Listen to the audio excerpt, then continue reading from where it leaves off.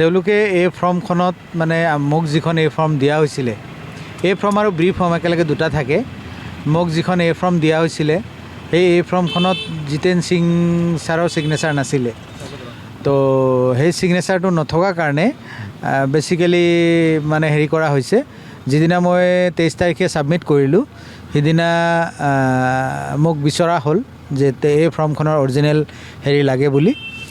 তো মই লগে লগে APCCত ফোন কৰিলোঁ। ফোন কৰাৰ লগে লগে মোক ফৰ্মখন হোৱাটছআপত PDF কৰি পঠাই দিলে। মই সেইটো কালাৰ প্ৰিণ্ট কৰি অফিচত জমা দিলোঁ। তাৰ পিছদিনাখন 24 তাৰিখ যোৱাকালি স্ক্ৰুটিনি হ'ল। স্ক্ৰুটিনিত মই ৰাতাৰাতিয়ে গুৱাহাটীৰ পৰা ফৰ্মখন আনি মই যিখন জমা দিছিলোঁ প্ৰথমে সেইখন অৰিজিনেল আছিল, কিন্তু জিতেন সিঙৰ চহী নাছিল। পিছৰখন কালাৰ প্ৰিণ্ট আছিল।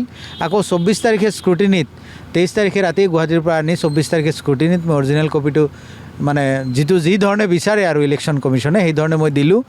দুয়োটাৰে ৰিচিভ কপি মোৰ তাত আছে, চহী তহী কৰি দিছে আৰু তো গোটেইখিনি আছে। তেওঁক আমি প্ৰথম দিনাখনো স্ক্ৰুটিনিৰ দিনাখনো আমি উকিল লৈ গৈ আমি কথাখিনি ক্লিয়াৰ কৰি দিছোঁ। ঠিক তেনেধৰণে আজিও আমাৰ হাইকোৰ্টৰ পৰা এডভোকেট আহিছিল, তেখেতৰ লিগেল ফাইট দিছে, কিন্তু তাৰ পিছতো তেওঁলোকে একচেপ্ট কৰা নাই। যি থলত অশোক সিংঘেলৰ মনোনয়নত বিসংগতি দেখা গৈছিলে, তেওঁৰ মানে সেইটো একচেপ্ট কৰা হ'ল। আমি ইতিমধ্যে পাইছোঁ পীযুষ হাজৰিকা ডাঙৰীয়াৰো এফিডেভিটখনত হেনো ভুল আছিল, সেইটোও আমাৰ ওচৰত আছে হোৱাটছআপত। তো সেইটোতো শুনিছোঁ সেইটোও ইতিমধ্যে একচেপ্ট কৰা হৈছে।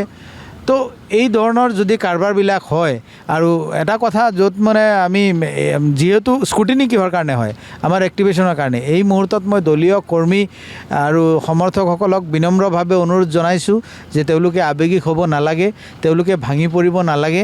মই দলৰ মাজত আছোঁ, দলৰ মাজত থাকিম। বিভিন্ন ধৰণৰ অপপ্ৰচাৰ ইতিমধ্যে হ'ব। আমাৰ দলক কিছুমানে বদনাম কৰাৰ কাৰণে চেষ্টা কৰিব, কিছুমানে বিভিন্ন ধৰণৰ বেয়া কথা ক'ব, পইচা পাতি লৈ এইবিলাক হৈছে বুলি ক'ব খুজিব। মই স্পষ্টভাৱে ক'ব খুজিছোঁ, ইয়াত ৰাজনৈতিক এটা ষড়যন্ত্ৰ আছে ঠিক, কিন্তু আমাৰ কংগ্ৰেছ দলত ইয়াত কোনো ধৰণৰ ষড়যন্ত্ৰ নাই। ইয়াত গভীৰ এটা ৰাজনৈতিক ষড়যন্ত্ৰ আছে, যাতে বৰপেটাৰ অন্য প্ৰাৰ্থীক অৰ্থাৎ NDAৰ প্ৰাৰ্থীক ৱাকঅভাৰ দিয়াৰ কাৰণে এটা গভীৰ ধৰণৰ ৰাজনৈতিক ষড়যন্ত্ৰ যে ইয়াত হৈছে। মই নতুন মানুহ হিচাপে এই ষড়যন্ত্ৰৰ বলি মোক কৰিছে আৰু মোক বলিৰ পাঠা বনাইছে। মোৰ ৰাজনৈতিক ভৱিষ্যত অন্ধকাৰ কৰাৰ কাৰণে, মোক জীৱন ধ্বংস কৰাৰ কাৰণে এই কাৰবাৰটো কৰিছে। মই অত্যন্ত দুখ পাইছোঁ।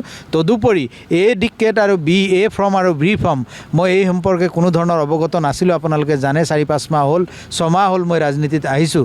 যেতিয়া মোক আৰু বি ফৰ্ম দিয়া হয়, মই এই বিষয়ে মই কোনো স্পষ্ট মোৰ ধাৰণা নাছিল, ক'ত কি থাকে, কেনেধৰণে থাকে। যিয়ে নহওক, মই অত্যন্ত দুখ পাইছোঁ, আঘাত পাইছোঁ। মোৰ বিশেষ একো ক'বলগীয়া নাই। মই এই মুহূৰ্তত গুৱাহাটীলৈ গৈ আছোঁ। হাইকোৰ্টত মই কৰিম, উকিল ধৰিম, সেইকাৰণে গুৱাহাটীলৈ গৈ আছোঁ।